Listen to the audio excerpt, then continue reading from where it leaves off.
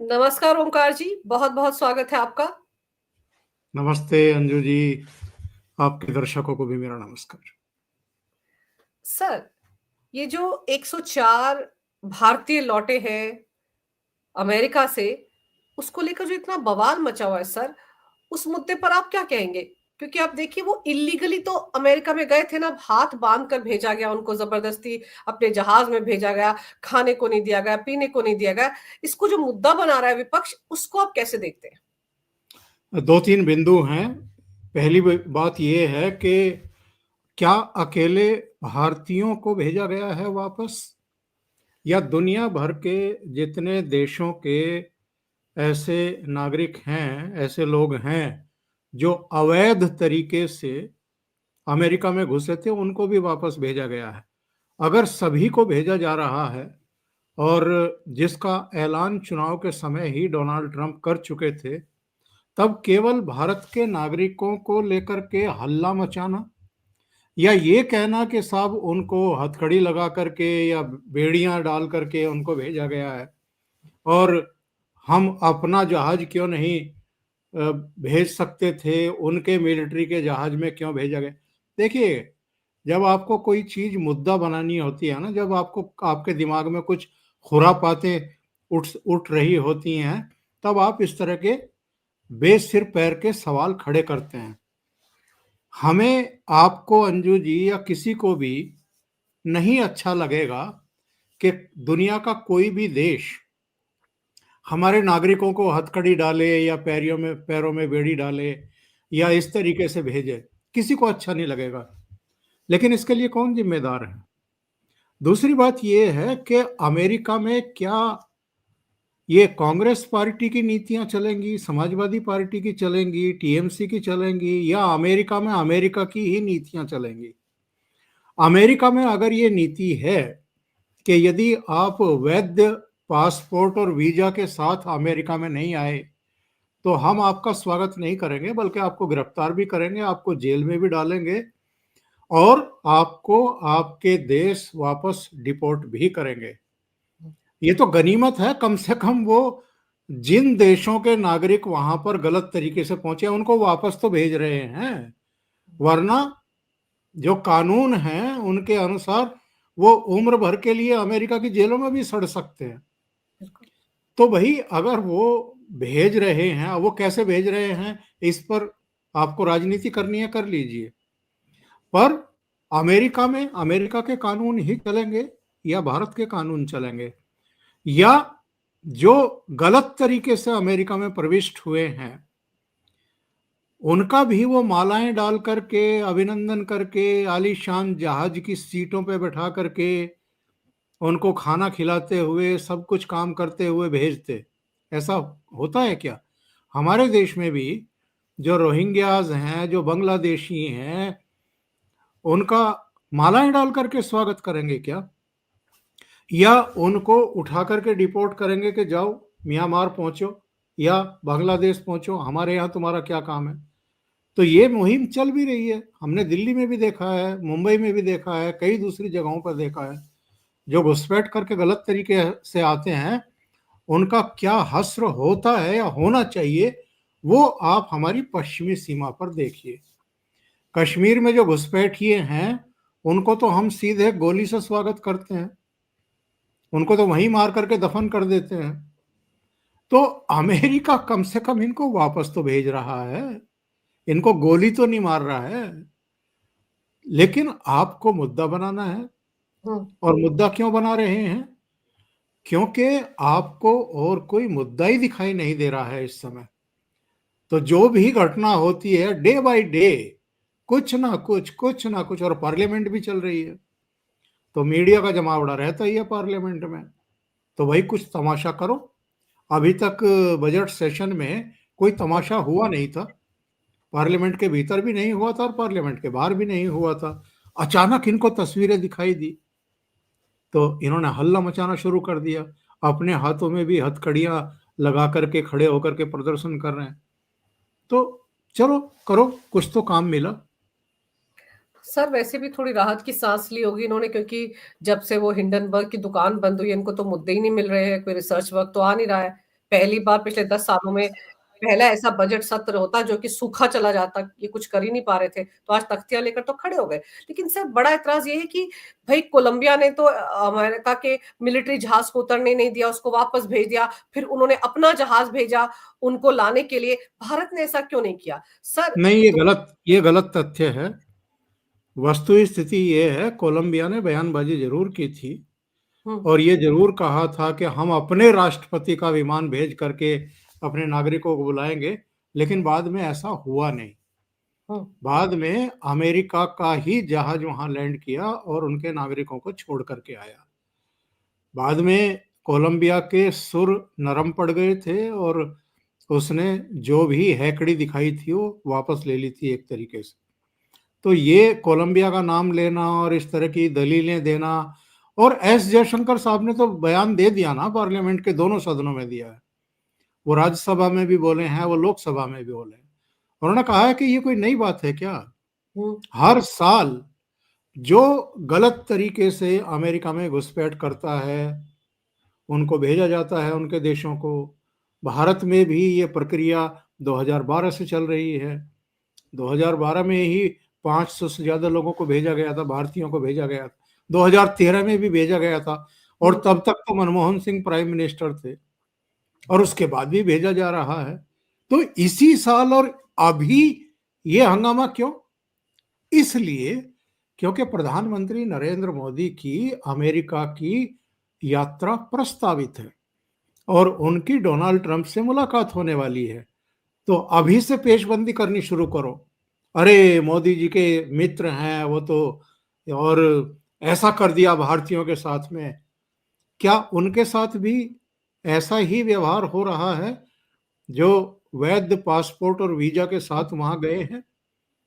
क्या उनको एक सम्मानित जीवन जीने का और सम्मानित पदों पर बैठाने का काम इन्हीं डोनाल्ड ट्रंप ने नहीं किया है? बिल्कुल इनके सही। अपने शासन प्रशासन में, इनके अपने सर्वोच्च ऑफिस में कितने भारतीय मूल के नागरिक इस समय काम कर रहे हैं?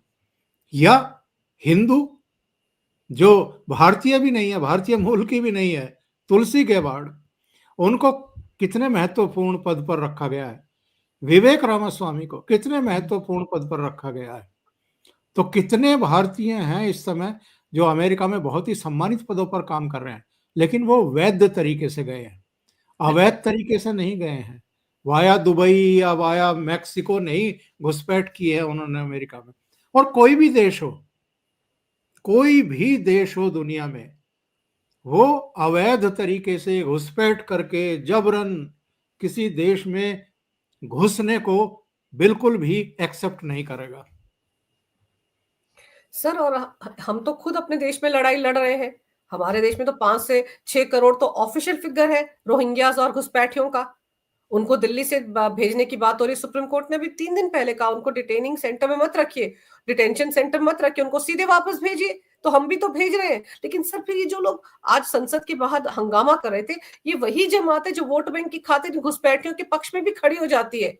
उनके केस को लेकर सुप्रीम कोर्ट भी पहुँच जाती है। इसीलिए शायद उनके पेट में दर्द हो रहा है कि अमेरिका अगर ऐसा कर रहा है, इतने कड़े तरीके से कर रहा है, तो भारत को भी तो सर एक संदेश मिल रहा है कि आप क्या कर रहे हैं? आप भी तो भेजिए इनको बाहर और फिर इनकी तो दुकान बंद हो जाएगी क्योंकि इनका तो वोट बैंक है वो। आपको ध्यान होगा, ये राहुल गांधी जब अमेरिका गए थे तो तब हमने और आपने मिलकर के एक प्रोग्राम किया था और उस समय भी मैंने ये बात कही थी कि ये राहुल गांधी बेहद गैर जिम्मेदार व्यक्ति है, गैर जिम्मेदार नेता है। जो डंकी से अमेरिका में गए हैं, आप उनसे जाकर के मुलाकात कर रहे हैं अमेरिका में? हुँ। आप उनको मान्यता दे रहे हैं कि आप अवैध तरीके से आए हैं, बहुत स्वागत है जी आपका, आपने बहुत बढ़िया काम किया, आपने भारत का बड़ा नाम रोशन किया। और अमेरिका से लौटने के बाद ये करनाल में उनके घर भी गए कि जी मैं कह के आया हूं कि मैं आपके घर, आपके घर वालों से जाकर के मिलूंगा। तो सुबह ही सुबह उनके घर वालों से जाकर के मिल लिए, और केवल इसलिए कि साहब मोदी सरकार कहती है कि हमने करोड़ों रोजगार दिए हैं युवाओं को, तो साहब ये लोग अगर भारत में इनको रोजगार मिलते तो ये बाहर देशों में क्यों जाते और गलत रास्तों से क्यों जाते? किस तरह की राजनीति कर रहे हो भैया? और तुम्हारी मम्मी तुम्हें प्रधानमंत्री बनते हुए देखना चाहती है। मतलब इतना भी समझ नहीं है कि अवैध अवैध ही होता है, अवैध तरीका अवैध ही होता है, गलत ही होता है। वो हमारे देश का नाम भी डुबो रहा है और जिस देश में जा रहा है उसकी भी परेशानियां बढ़ा रहा है।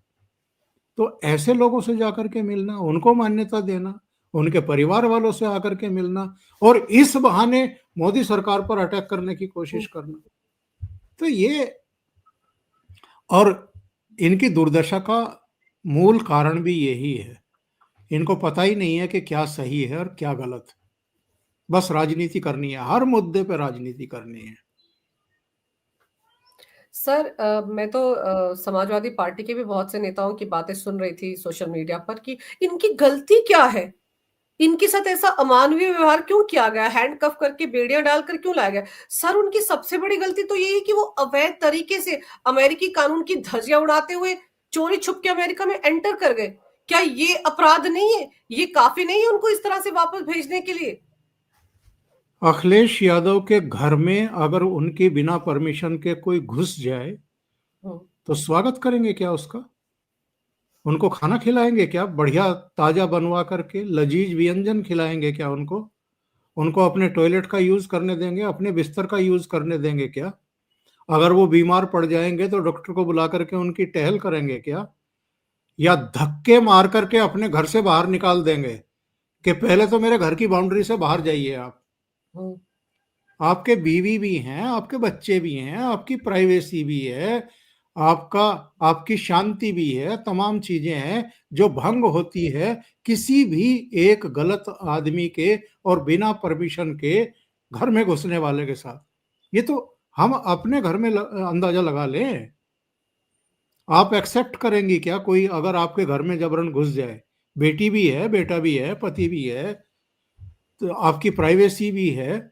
बिना परमिशन के, बिना फोन कॉल किए भी अगर कोई अचानक आपके दरवाजे पर पहुंच जाता है तो आप चौंकते हैं, हम्म, क्योंकि आप किन परिस्थितियों में हैं, आप क्या काम कर रहे हैं, उस समय आप किसी को अटेंड कर सकते हैं कि नहीं कर सकते हैं।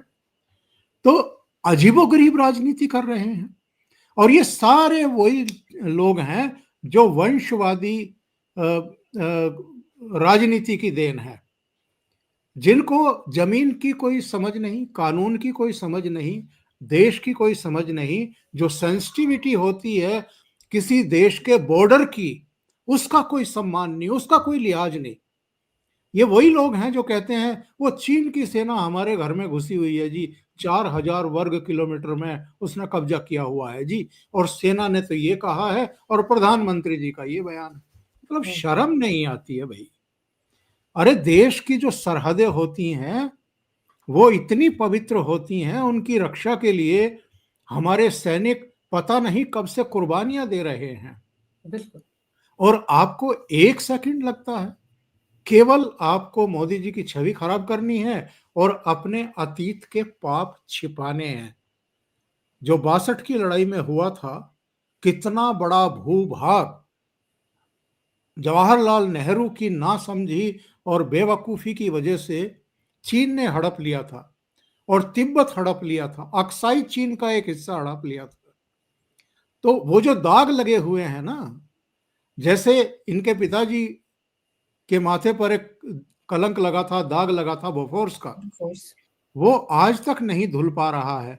2019 में कोशिश की थी कि रफेल रफेल चिल्लाओ, चौकीदार चोर है चिल्लाओ, और उस पाप से, उस कलंक से मुक्ति पालो जो पिताजी हम्म, के माथे पर लगा हुआ है। और मोदी जी को भी आप भ्रष्टाचारी साबित कर दो कि मेरे पिताजी पर अगर उस समय ये आरोप लगाए गए थे तो हम भी राफेल का मामला उठा करके मोदी जी पर आरोप लगा करके गंगा नहा लेंगे। तो भैया, आरोप उसी पर चिपकता है जिसकी छवि वैसी होती है। अगर मोदी जी की छवि वैसी नहीं है तो आप लाख चौकीदार चोर है चिल्ला लो, और राफेल में ये हुआ और वो हुआ। 3 बार किसी एक ही मामले में सुप्रीम कोर्ट ने कहा कि बिल्कुल सही सौदा हुआ है, इसमें रत्ती भर भी कोई गुंजाइश ही नहीं है हम्म, शक करने की। और सबसे बड़ी बात यह है कि मोदी सरकार कंपनियों से समझौते नहीं कर रही है, सरकार गवर्नमेंट टू गवर्नमेंट कर रही है। यानी वो दलाली और तमाम चीजों की ठीक। गुंजाइश ही खत्म हो जाती है। बिल्कुल। वो गवर्नमेंट को इन्वॉल्व करती है हर सौदे में, चाहे अमेरिका से डील कर रही हो, इजराइल से कर रही हो, फ्रांस से कर रही हो, या रूस से कर रही हो। हुँ, तो ये लोग एक्चुअल में क्या है कि पूरी तरीके से बौखला गए हैं, क्योंकि पहले जो रीति नीतियां थी, जो भ्रष्टाचार थे, जो तौर तरीके ढूंढे जाते जी, थे दलाली के, रक्षा सौदों में और दूसरे मामलों में, अब वो सारे दरवाजे तो बंद हो गए। दिल्ली में भी जो सत्ता के गलियारों में दलाल बैठे रहते थे, उनकी दुकानें बंद हो गई हैं। तो ये सब बौखलाए हुए हैं। सर, लेकिन आप देखो इस बीच एक ऐसी थ्योरी आ रही है, आपको याद है बुरहान वानी बेचारा हेडमास्टर का बेटा? अब वो कहानियाँ आ रही हैं सोशल मीडिया पर, उसने तो अपने घर पूरे खेत बेचकर अपने बेटे को अमेरिका भेजा था। उसने अपनी पूरी जायदाद बेच दी थी, 55 करोड़ लाख खर्च कर दिया, 60 लाख कर दिया। अब और तो और पंजाब सरकार के मंत्री कह रहे हैं हम बैंकों के साथ बैठकर मीटिंग बुलाएँगे। बैंकों से जो कर्ज लिया गया है इन लोगों के माता-पिता द्वारा, उस कर्ज का हम लोग ब्याज जो है वो माफ करवाएंगे। आप सोचिए यहां तक राजनीति हो रही है। सर जो कानून तोड़कर बिना वीजा के उस देश में घुसा है उसके प्रति इतनी सहानुभूति बनाने की कोशिश ही क्यों हो रही है? नहीं नहीं, वही बात है जो मैंने शुरू में कहा है कि वैध वीजा के साथ गए थे क्या? हम्म। पासपोर्ट पर अमेरिका की एम्बेसी की मोहर लगी थी क्या? नहीं लगी थी, तो उनके प्रति किसी की कोई सहानुभूति होनी ही नहीं चाहिए। बल्कि मैं तो कहता हूं कि उनके खिलाफ अपने देश में भी एक आपराधिक मामला दर्ज करके उन पर मुकदमा चलना चाहिए। बिल्कुल सर, होना चाहिए। देश को बदनामी तो क्या उन्होंने, आप सोचो भारत की क्या छवि है कि लोग ऐसे मुंह उठा के गलत तरीकों से पहुंच जाते हैं वहां पर। कितनी नावों के हमने कितनी बार सुना है कि वो पानी में डूब गई, लोग कैसे कंटेनर में छिप कर जा रहे हैं, कितनी सारी कहानियां सामने आती रहती हैं। लेकिन फिर उसका फायदा उठाने की कोशिश में तो अब ये पूरा का पूरा गठबंधन है ना सर, इसको भी बड़ा मुद्दा बनाएंगे जिस तरह से आज शोर मचाया।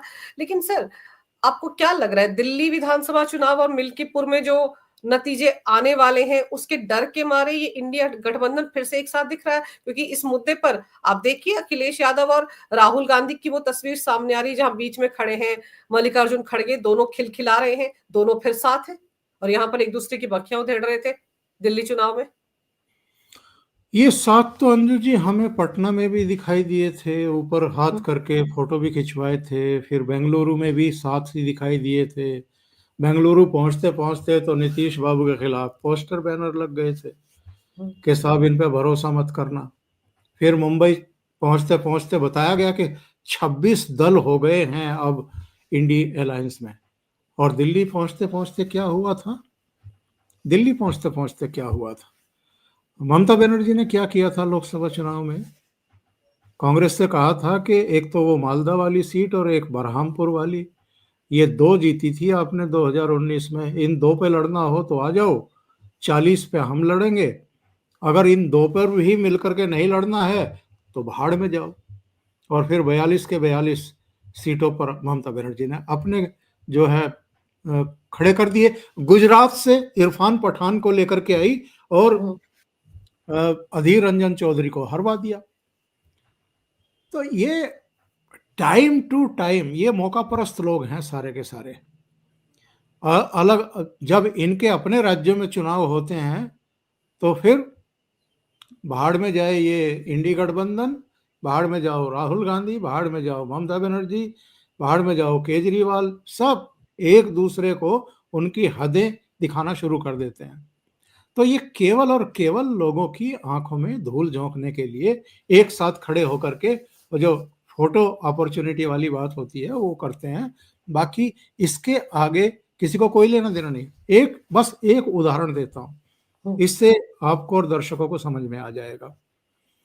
राहुल गांधी और अखिलेश भैया अवधेश प्रसाद को लेकर के पहली पंक्ति में बस तब तक ही बैठे थे जब तक के संभल कांड नहीं हो गया और राहुल गांधी और प्रियंका गांधी वाड्रा दिल्ली के कैमरा पर्सन्स को, मीडिया को लेकर के संभल की तरफ रवाना नहीं हो गए। जिस दिन ये दोनों संभल की तरफ मुंह करके और रवाना हुए, उसी दिन अखिलेश यादव ने तय कर लिया था कि दी एंड, कांग्रेस के साथ दी एंड। अब तुम जाओ, संभल जाओ, मुरादाबाद जाओ, हाथरस जाओ, जहां जाना है वहां जाओ, हमारा और तुम्हारा कोई मतलब नहीं है। क्योंकि राहुल गांधी और प्रियंका गांधी वाड्रा का संभल जाना बनता ही नहीं था। अगर आप अखिलेश यादव के साथ कांटेक्ट में हैं, गठबंधन में हैं, तो क्योंकि संभल में समाजवादी पार्टी का सांसद है, आपका नहीं है, आपका कोई लेना देना भी नहीं है संसद से। लेकिन चूंकि मुस्लिम इन्वॉल्व थे, मुस्लिम पत्थरबाजों के खिलाफ कार्रवाई हो रही थी, तो आपका मन पसीज गया, आपका दिल पसीज गया। और क्या कहा था प्रियंका गांधी वाड्रा ने पार्लियामेंट में खड़े होकर के कि जी, एक फला दर्जी, उसके दो बेटे, और वो दर्जी अपने बच्चों को स्कूल छोड़ने गए थे, संडे और के दिन। हाँ, संडे के दिन, और मारे गए। यानी वहां तो आपको मुस्लिम दर्जी के बच्चों के नाम भी याद है। और वो जो उदयपुर में कन्हैया दर्जी का गला रेता गया था, ना उसके बच्चों के नाम आपको याद, ना कन्हैया दर्जी का गला रेता गया।